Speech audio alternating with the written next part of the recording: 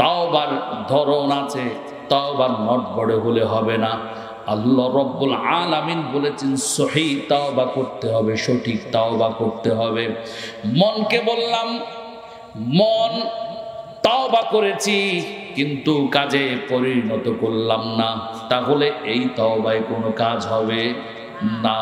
তাওবা করার পাশাপাশি আগে যেই সকল অপরাধ করেছি, ফজরের নামাজ কাজা করেছি, যোহর আসর মাগরিব ইশা কাজা করতাম, এখন আর কাজা করব না।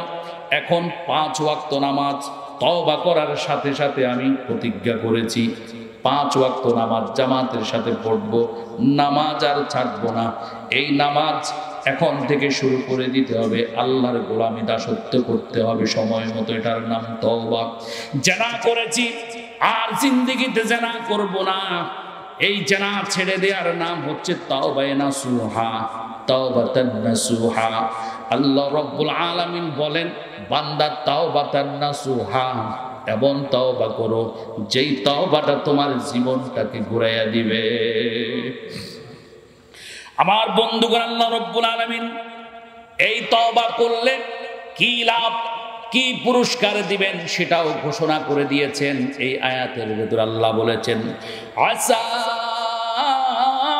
রব্বুকুম আইয়ুকাফিরা আনকুম সাইয়্যাতিকুম।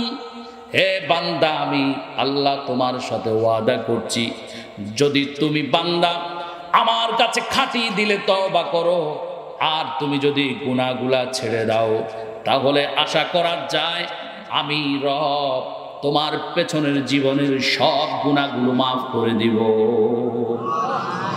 আল্লাহ রাব্বুল আলামিন অতঃপর বলেন, ওয়ায়াদখিলকুম জান্নাতিন তাজরি মিন তাহতিহাল আনহার।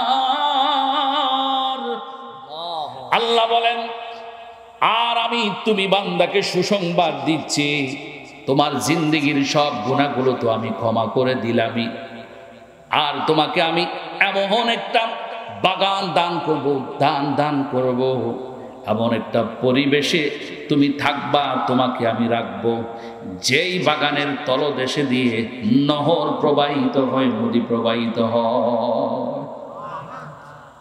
আমার বন্ধুগণ, এই আয়াতগুলো যখন মক্কার কাফেররা শুনেছেন, মদিনার কাফেররা শুনেছেন, অমুসলিমরা শুনেছেন, দলে দলে দলে দলে দলে দলে এই আয়াতগুলোর আকর্ষণে আমার নবীর হাতে মুসলমান হতে হতে হতে হতে এমন একটা সময় এসেছে, মক্কাতে মদিনাতে আর বেঈমান পাওয়া যায় না, সবাই মুসলমান। এমনই একজন বেঈমান মুশরিক নাফরমানের গল্প আপনাদেরকে শোনাবো, অত্যন্ত গুরুত্বপূর্ণ একটি গল্প। হাদিস শরীফে এসেছে, বিশ্বনবী সাইয়্যিদুল মুরসালিন রাহমাতে আলম নবী সাল্লাল্লাহু আলাইহি ওয়াসাল্লাম একদিন কি যেন ভাবছিলেন। সাহাবায়ে কেরাম আসলেন, ইয়া রাসূলুল্লাহ, এমন কি ভাবছেন, আমরা কি জানতে পারিনি? নবী সাইয়্যিদুল মুরসালিন বললেন, আমার সাহাবীরা রে, মক্কাতে এমন একজন মানুষ থাকেন, এমন একজন নেতা থাকেন, যার বংশের ভেতরে সদস্য সংখ্যা হলো 750 জন। আল্লাহু আকবার বলেন। কয়শো 50? 750 জনের একটা নেতা। মক্কাতে তখনকার যুগে মানুষ ছিল খুব কম। এখন নোয়াখালী বেগমগঞ্জের ভেতরে যত মানুষ, একটা উপজেলার ভেতরে। তৎকালীন যুগে এরকম ছিল না। কিয়ামত যত আগাচ্ছে মানুষের সংখ্যা তত বাড়বে না কমবে? বাড়বে, তত বাড়বে। নবী মুহাম্মদুর রাসূলুল্লাহ সাল্লাল্লাহু আলাইহি ওয়াসাল্লাম সাহাবায়ে কেরামের সামনে বলেছেন, ওই মানুষটারে আমার দরকার। আমার ইসলামে জনশক্তি কম হওয়ার কারণে কুরাইশ কাফেররা আমার অনুসারীদের উপর অত্যাচার নির্যাতন করে। ওই 750 জনের এই বংশটারে যদি আমি ইসলামে পেয়ে যাই, তাহলে আমার ইসলাম অনেক শক্তিশালী হবে। জনশক্তি যত বাড়বে, মানুষ তত বেশি সমীহ করবে, তত আমি এবং আমার ইসলামকে মানুষ মূল্যায়ন করবে। জনশক্তি যত যার বেশি, তার সম্মান, তার মর্যাদা, তার পাওয়ার এলাকাতে তত বেশি, ঠিক কিনা? উদাহরণ, যার 7 ফোলা আছে, কয় ফোলা? এতের দিকে কেউ রক্ত চক্ষু দেখাইতে পারে? চোখ রাঙাইতে পারে? হ্যাঁ, লাঠি বের হবে কয়টা? 7টা। কয়টা? আগের জমানার মুরব্বীরা এই জন্য বেশি বেশি বিয়ে করত। কি করত? আগে মিশা কথা বলতেছে। আপনি খবর নেন, লাঠির জোর দেখানোর জন্য নিয়তেও অনেকে বিয়ে করছে, অনেকগুলা।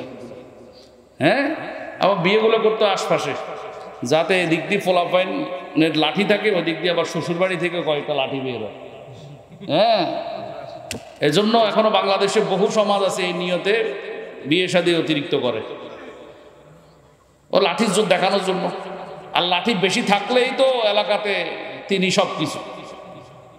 কথাটা একটু ব্যতিক্রম ভাবে বললেও খারাপ মাইন্ডে নেবেন না, বরং আমি বলতে চাচ্ছিলাম যে জনশক্তি যত বেশি, তাকে কিন্তু এলাকার চেয়ারম্যানও বেশি মূল্যায়ন করে, কারণ তার হাতে ভোট বেশি, ঠিক নেই? মেম্বারও বেশি মূল্যায়ন করে, ঠিক কিনা? আমাদের সমাজগুলোতে এমন কতগুলো বংশ আছে, এমন কতগুলো বাড়ি আছে, এই বাড়িগুলো, এই বংশগুলো একজনের নেতৃত্বে চলে। উনি যদি বলে আমরা অমুক মেম্বার প্রার্থীকে ভোট দিব না, অমুককে দিব, সবাই অমুককেই দেয়, ঠিক নেই? অমুক চেয়ারম্যান প্রার্থীকে আমরা ভোট দেব না, আমাদের সব ভোট যাবে অমুকের মার্কায়। এজন্য এদেশের চেয়ারম্যান প্রার্থী, মেম্বার প্রার্থীরা রাতের অন্ধকারে আঁতাত করে টেবিলের তল দিয়ে বান্ডেল দিয়া। কার সাথে? গুড। কার সাথে? নেতার সাথে। তারা জানে একজনকে ম্যানেজ করলেই সব ওকে। হ্যাঁ, কথাটা একটু শুনতে খারাপ মনে হলেও এটাই সত্য, এটাই বাস্তব। বিশ্বনবী সাইয়্যিদুল মুরসালিনের দাওয়াত পদ্ধতি এটাই ছিল, এরকমই ছিল। নবীজি চিন্তা করেছেন, আমি যদি ওই সুদর্শন যুবক যার নাম হলো দাহিয়া কালবি, ওই দাহিয়া কালবির নেতৃত্বে এক বংশের ভিতরে মানুষ আছে 750 জন। কয়শো 50? 750 জন। আমি যদি ওই দাহিয়া কালবিকে ম্যানেজ করে ইসলাম গ্রহণ করাতে পারি, তাহলে একসাথে 750 জনের একটা বিশাল বহর ইসলামের সাথে সামিল হয়ে যাবে। আর এতে করে মক্কার কুরাইশ কাফেররা চিন্তা করবে, এখন মুহাম্মদের শক্তি কম নাই, তার অনেক জনশক্তি। নবী মুহাম্মদুর রাসূলুল্লাহ সাল্লাল্লাহু আলাইহি ওয়াসাল্লাম এই ভাবনাটা যখন সাহাবায়ে কেরামের সাথে শেয়ার করেছেন, সাহাবীদের কোনো একজন ওই দাহিয়া কালবিকে গিয়ে বললেন, দাহিয়া কালবি, শুনছনি তোমার সাথে ইসলামের নেতা মুহাম্মদ সাল্লাল্লাহু আলাইহি ওয়াসাল্লাম, মুহাম্মদ তোমার সাথে দেখা করতে চেয়েছেন, আকাঙ্ক্ষা পেশ করেছেন। এই কথা শুনবার পর দাহিয়া কালবি চিন্তা করলেন, আমি একটা বংশের নেতা যদিও, কিন্তু মুহাম্মদ সাধারণ কোনো মানুষ নন, তিনি অত্যন্ত সম্মানিত মানুষ, অত্যন্ত সজ্জন একজন ব্যক্তি। আর বড় কথা হলো তিনি একজন রিলিজিয়ন নেতা, তিনি একটা ধর্মীয় নেতা। তিনি আমার সাথে আগ্রহ করে দেখা করার অভিব্যক্তি প্রকাশ করেছেন। আরে তিনি আমার কাছে আসার আগেই আমি মুহাম্মদের কাছে চলে যাব। সব কলখাটি কোথা থেকে? উপর থেকে। কোথা থেকে? উপর থেকে ফয়সালা হচ্ছে সব। দাহিয়া কালবি সাইয়্যিদুল মুরসালিন বিশ্বনবী সাল্লাল্লাহু আলাইহি ওয়াসাল্লামের দরবারে আসলেন। নবী আলাইহিস সালাম, নবী সাল্লাল্লাহু আলাইহি ওয়াসাল্লাম বসে আছেন, সাহাবাদের সাথে কথা বলছিলেন। দাহিয়া কালবি নবীর সামনে খেজুর পাতার চাটাইয়ের উপরে বসে গেলেন। নবী মুহাম্মদুর রাসূলুল্লাহ সাল্লাল্লাহু আলাইহি সাল্লাম জগতের সবচেয়ে বড় বিচক্ষণ আর দূরদর্শী ব্যক্তি। সুবহানাল্লাহ বলেন। সবচাইতে বড় বিচক্ষণ, সবচাইতে বড় দূরদর্শী নেতার নাম মুহাম্মদ সাল্লাল্লাহু আলাইহি ওয়াসাল্লাম। নবী মুহাম্মদ সাল্লাল্লাহু আলাইহি ওয়াসাল্লাম দাহিয়া কালবির মনোযোগ আকর্ষণ করছিলেন দাওয়াতের নীতি পদ্ধতি। যারা ইসলামী আন্দোলনের সাথে সম্পৃক্ত, বিভিন্ন ইসলামী দলের সাথে যারা চান, মদখোর, গাঁজাখোর, বিপদগামী ছেলেগুলোকে ধরে ধরে ইসলামে আনবো, মানুষগুলোকে ধরে ধরে ইসলামের দিকে আনবো, তাহলে নবী মুহাম্মদ সাল্লাল্লাহু আলাইহি সাল্লামের দাওয়াত পদ্ধতিকে অনুসরণ করতেই হবে, ঠিক কিনা? যারা দাওয়াতে তাবলীগের সাথী আছেন, যারা চান যে আপনারা বিপদগামী পথ বোলা পথ হারা মানুষগুলোকে পথে আনবেন, তাহলে নবী মুহাম্মদ সাল্লাল্লাহু আলাইহি সাল্লামের এই দাওয়াত পদ্ধতিকে অনুসরণ করতে হবে, মেহনত করতে হবে। গাছের গোড়ায়, কোথায়? গোড়ায় যদি একজনকে মেহনত করেন, একসাথে অনেকগুলোকে পেয়ে যাবেন, ঠিক কিনা? ওই নেতারা অবৈধভাবে অর্থ ঘুষ দিয়ে ভোট নেয়, আর মুহাম্মদ সাল্লাল্লাহু আলাইহি সাল্লাম মানুষের মন জয় করে মানুষকে কাছে টেনেছে। আর এখনকার নেতারা মানুষের মন জয় না করে শুধুমাত্র টাকার বিনিময়ে টেম্পোরারি ক্ষণস্থায়ী একটা ভালোবাসা কিনে, ঠিক কিনা? মুহাম্মদ সাল্লাল্লাহু আলাইহি সাল্লাম মন জয় করে মানুষের ভালোবাসা কিনেছেন। নবী মুহাম্মদ সাল্লাল্লাহু আলাইহি ওয়াসাল্লাম ইসলামের নেতা, তিনি দাহিয়া কালবিকে বললেন, হে দাহিয়া কালবি, আপনি কেন এসেছেন? আপনি কি জন্য আমার কাছে এসেছেন? দাহিয়া কালবি বলেন, হে মুহাম্মদ, আমি শুনেছি আমি দাহিয়া কালবির সাথে দেখা করার জন্য আশাবাদ ব্যক্ত করেছেন। আমি চিন্তা করেছি আপনি কেন আমার কাছে যাবেন, বরং আপনার সম্মান রক্ষার জন্য আমি চলে এসেছি। নবী মুহাম্মদ সাল্লাল্লাহু আলাইহি ওয়াসাল্লাম এবার বলেন, হে দাহিয়া কালবি, এসেছেন ভালো কথা, এই সাধারণ খেজুর চাটাইয়ের উপর আপনি বসবেন না। নবী মেহমানকে এত বেশি সম্মান করতেন জীবনে, যা অকল্পনীয়। আমরা মেহমানকে সম্মান করি না, কিন্তু নবী মেহমানকে নজিরবিহীন সম্মান করতেন। নবী মুহাম্মদ সাল্লাল্লাহু আলাইহি ওয়াসাল্লাম গায়ের চাদরটাকে খুলে ফেললেন। গায়ের চাদর খুলে নবীজি দাহিয়া কালবির সামনে এভাবে চাদরটারে বিছাইয়া দিলেন। বললেন, হে দাহিয়া কালবি, আপনি এই সাধারণ ছাটাইয়ের উপর বসা আপনার শোভা পায় না, আপনি 750 জন মানুষের নেতা, বরং আমি মুহাম্মদের এই চাদরের উপরে বসে যান। দাহিয়া কালবি বিমুগ্ধ হয়ে গেলেন। দাহিয়া কালবি বিমোহিত হলেন নবী মুহাম্মদুর রাসূলুল্লাহর আচরণে। দাহিয়া কালবি বলেন, হে মুহাম্মদ, আমাকে লজ্জা দিবেন না, আপনি এত বড় একজন সম্মানিত মানুষ, আপনার চাদরের উপর কেন আমি দাহিয়া কালবি বসতে যাব? এটা কেমন কথা বলেন মুহাম্মদ? আমার নবী বলেন, হে দাহিয়া কালবি, আমি ইসলামের নেতা, আপনাকে আমার আদর্শটা উপস্থাপন করছি। আমার ইসলাম বলে মেহমানকে তার প্রাপ্য সম্মান বুঝিয়ে দিতে হয়।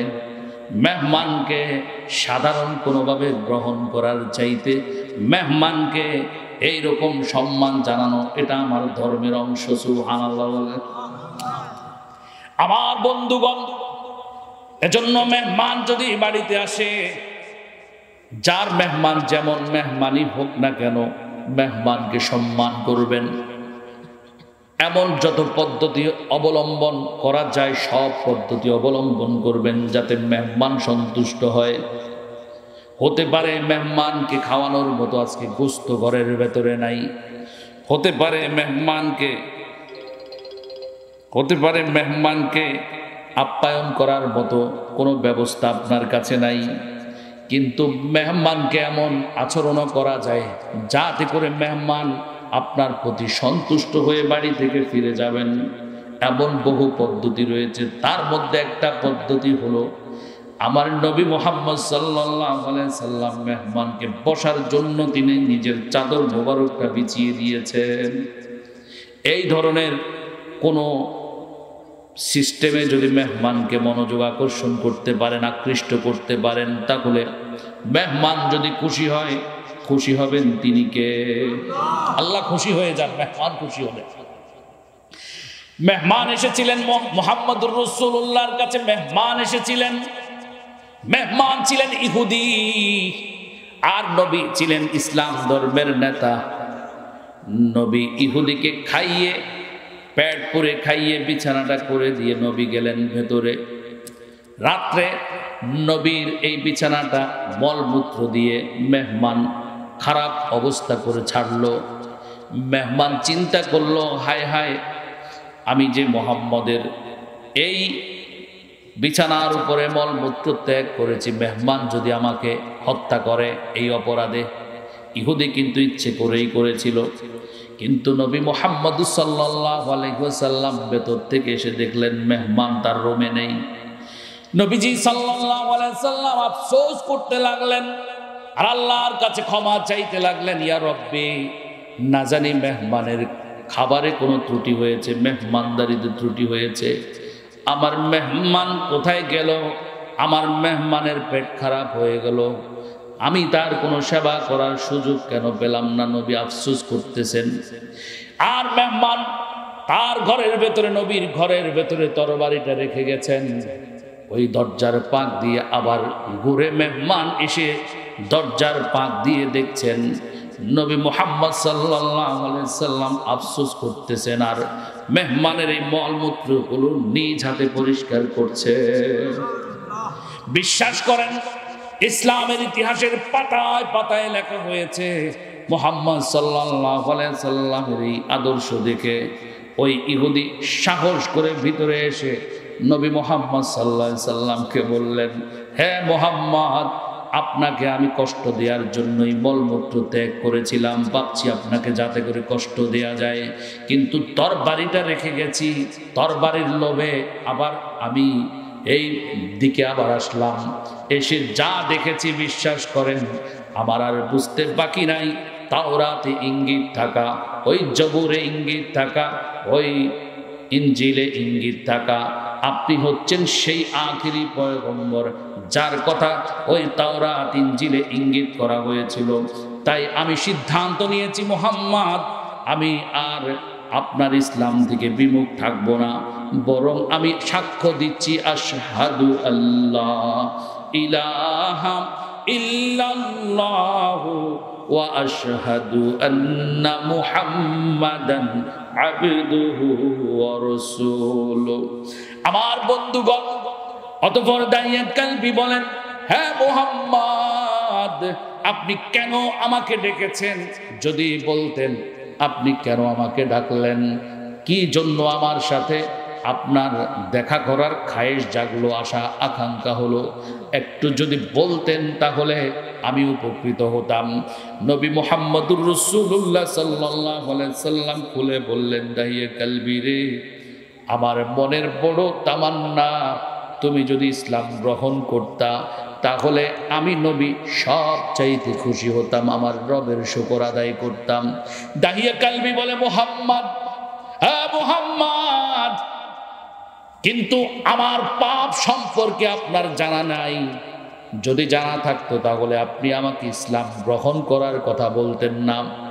নবী বললেন, হে দাহিয়া কালবি, পাহাড় সম যদি তোমার পাপ হয়ে থাকে, যদি আকাশ সম পাপ হয়ে থাকে, সমুদ্রের ফেনা পরিমাণ পাপও যদি হয়, তাহলে তুমি তওবা করলে, খাঁটি দিলে যদি তওবা করো, আমার রবকে যদি রব হিসেবে স্বীকার করো, আর যদি নেক কাজ শুরু করে দাও, তাহলে দাইয়া কালবি, আমি নবী তোমাকে কথা দিচ্ছি, আমার রব তোমার পেছনের সব গুনাহগুলো মাফ করে দিবে।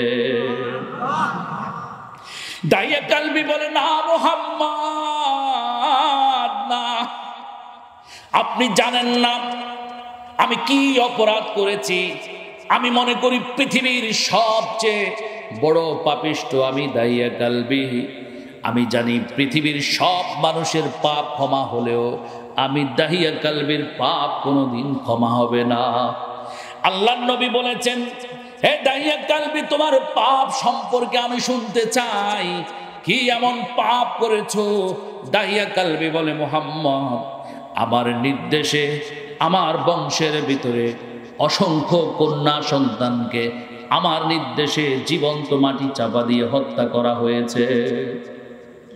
এ মুহাম্মদ, আমি অহংকারের বশীভূত হয়ে আমার বংশের অগণিত কন্যা সন্তানকে মাটির নিচে চাপা দিয়ে হত্যা করার নির্দেশ দিয়েছি, হত্যা করা হয়েছে। আমি জানি আমাকে আল্লাহ এই পাপ থেকে কখনো মুক্তি দিবেন না। আল্লাহর নবী সাইয়্যিদুল মুরসালিন এতক্ষণ পর্যন্ত আশা দেখছিলেন, আশার আলো দেখছিলেন। দাহিয়া কালবি তওবা করবে, আল্লাহ তাকে মাফ করে দিবেন।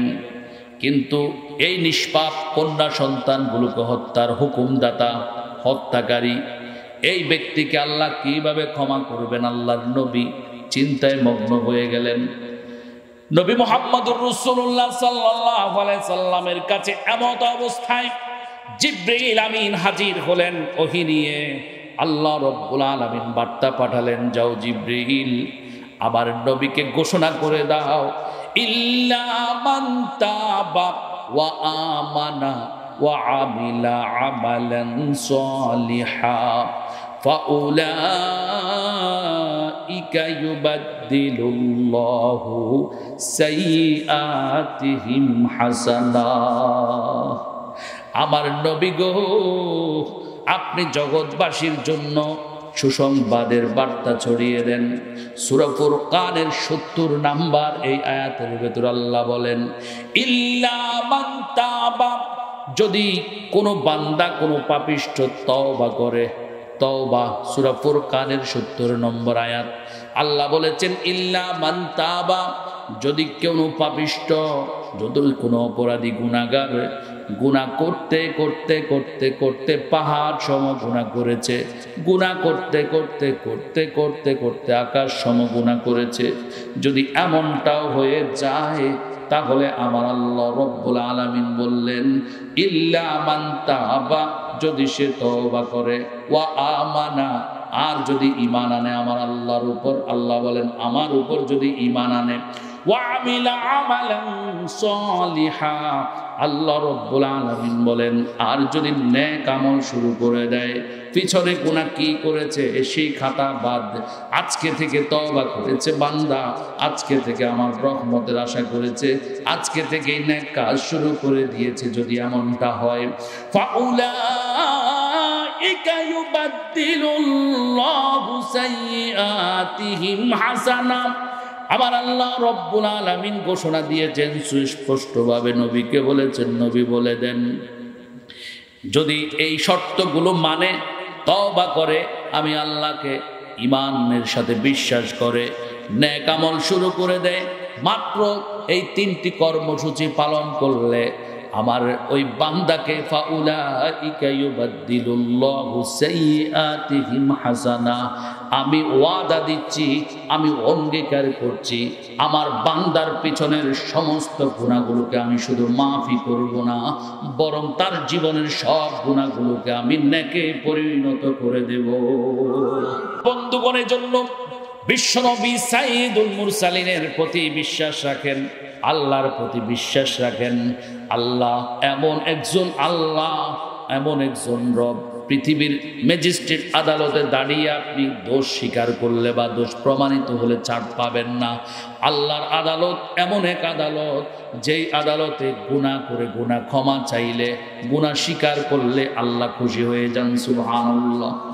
আল্লাহর নবী হাদিস শরীফের ভেতরে, মুসলিম শরীফের বর্ণনা এসেছে, বিশ্বনবী সাইয়্যিদুল মুরসালিন বলেছেন কুল্লু বানি আদম খাত্তাউন, সমস্ত বনি আদমরা গুনাহগার। নবী মসজিদের ইমাম সাহেবকে গুনাহগার, গুনাহ ছাড়া বলেন নাই। নবী শাইখুল হাদিস সাহেবকে গুনাহ করেন না, এটা বলেন নাই। নবী খানায় কাবার ইমামকেও গুনাহগার বলেছেন। নবী ইমাম তিরমিজি, ইমাম বুখারীকেও গুনাহগার বলেছেন। নবী শুধু নবী মাসুম, আর পৃথিবীতে যত মানুষ আছে সব গুনাহগার।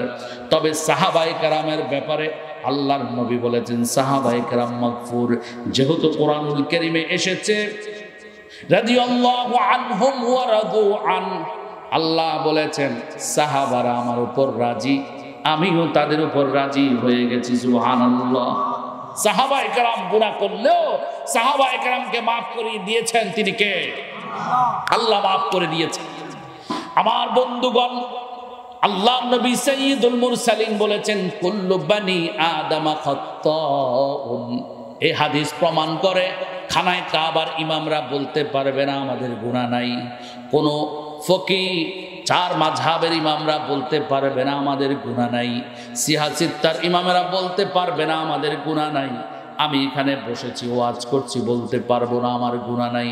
পৃথিবীর কোনো বনি আদম বলতে পারবে না আমার গুনাহ নাই, একমাত্র নবীরা ছাড়া। নবীদের কোনো গুনাহ নাই, নবীরা মাসুম, নবীদেরকে আল্লাহ গুনাহ থেকে মুক্ত করে দিয়েছেন। আর প্রত্যেকটা মানুষ গুনাহগার, তবে নবী বলেছেন ওয়া খায়রুল খাত্তাইনা আত-তাওয়াবুন। আর সব গুনাহগারের মধ্যে আল্লাহর কাছে সবচেয়ে উত্তম ব্যক্তি ওই ব্যক্তি যিনি গুনাহ করেছেন, গুনাহ করে ক্ষমা চেয়েছেন, তওবা করেছেন। সুবহানাল্লাহ বলে। তাহলে আমরা যারা গুনাহগার আছি, আজকে যে ওয়াজ শুনছি সূরা তাহরিমের ৮ নম্বর আয়াতের এই সংক্ষিপ্ত তাফসীর যারা শুনছি, আমি আপনাদেরকে জানতে চাই, আপনাদের কাছে জানতে চাই, আপনারা বলুন যে আমরা গুনাহ করেছি ঠিক আছে, কিন্তু আমরা গুনাহ করার পর আজকে যদি তওবা করি তাহলে আমরা কি আল্লাহর কাছে প্রিয় পাত্র হব কি হব না? মানে এতদিন আল্লাহ আমাদেরকে যা ভাবতেন মনে করতেন তার চাইতে বেশি প্রিয় হব কি হব না? হাদিসে কুদসির ভিতরে আল্লাহ রাব্বুল আলামিন বলেছেন, হে আমার বান্দা, ওয়া ইন তাকাররাবা ইলাইয়া শিবরা, বান্দা তুমি যদি আমার রহমতের দিকে এক বিঘত আগাও, তাকাররাবতু ইলাইহি যিরা, আমি বান্দার ওই বান্দা যে আমার দিকে এগিয়েছে, তওবার আবেদন নিয়ে গিয়েছে, তওবার আবেদন নিয়ে যদি বান্দা আগাও তাহলে তুমি এগিয়েছো এক বিঘত, আমার রহমত তোমার দিকে এক হাত এগিয়ে যাবে। আল্লাহ বলেছেন, হাদিসে কুদসির ভিতরে সুস্পষ্ট বর্ণনা এসেছে, আল্লাহ রাব্বুল আলামিন বলেছেন ওয়া ইন তাকাররাবা ইলাইয়া যিরা, এরে বান্দা তুমি যদি আমার দিকে এক হাত আগাও, তাকাররাবতু ইলাইহি বা, আল্লাহ বলেন আমার রহমত তোমার দিকে 2 হাত এগিয়ে যাবে। আল্লাহ বলেন ওয়া ইন আতানি ইয়ামশি, যদি তুমি হেঁটে হেঁটে হেঁটে হেঁটে আমার দিকে আসতে থাকো, আতাইতুহু হারওয়ালা, আমার রহমত তোমার দিকে দৌড়ে দৌড়ে দৌড়ে দৌড়ে এগিয়ে যাবে। সূরা জুমারের 53 নম্বর আয়াত আল্লাহ রাব্বুল আলামিন বলেছেন, কুল ইয়া ইবাদিয়াল্লাযীনা আসরাফু আলা আনফুসিহিম লা তাকনাতু মির রাহমাতিল্লাহ ইন্নাল্লাহা ইয়াগফিরুয যুনুবা জামিআ ইন্নাহু হুয়াল গফুরুর রহিম। আল্লাহ রাব্বুল আলামিন ডেকে ডেকে বলেন, নবী গো, আপনি আপনার উম্মতদের কাছে বার্তা পৌঁছে দেন। নবী, আমি আমার বান্দাদেরকে বলতে চাই, যারা নিজেদের নফসের প্রতি জুলুম করেছো, নফসের প্রতি জুলুম করে আমলনামার ভেতরে কালো দাগ ফেলেছো, তোমরা হতাশ হবে না। লা তাকনাতু মির রাহমাতিল্লাহ, আল্লাহর রহমত থেকে তোমরা হতাশ হইও না।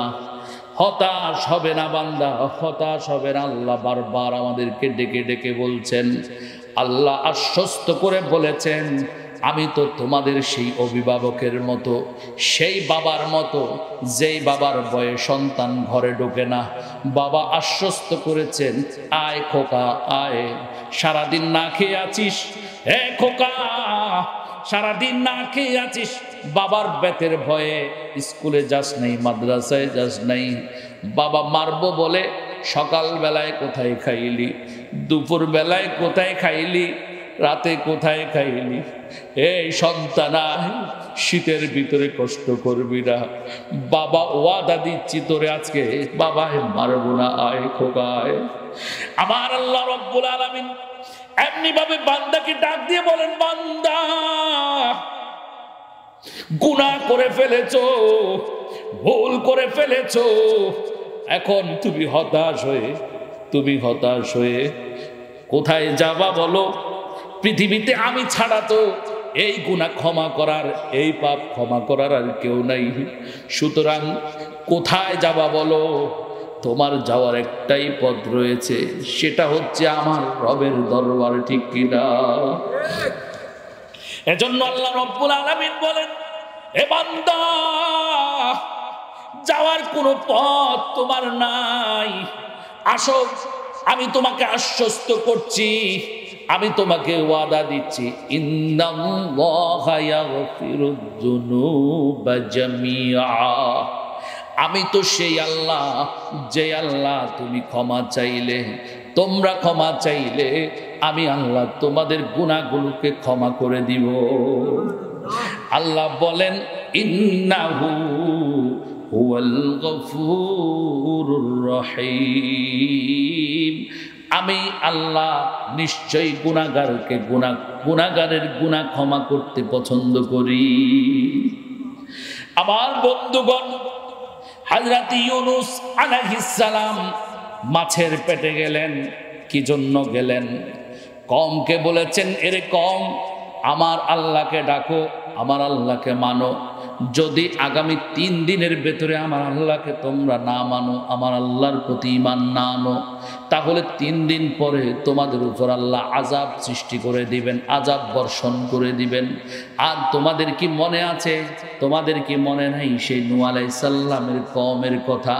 নূহ আলাইহিস সালাম 900 বছর পর্যন্ত মানুষকে দ্বীনের তাওহীদের দাওয়াত দিয়েছেন।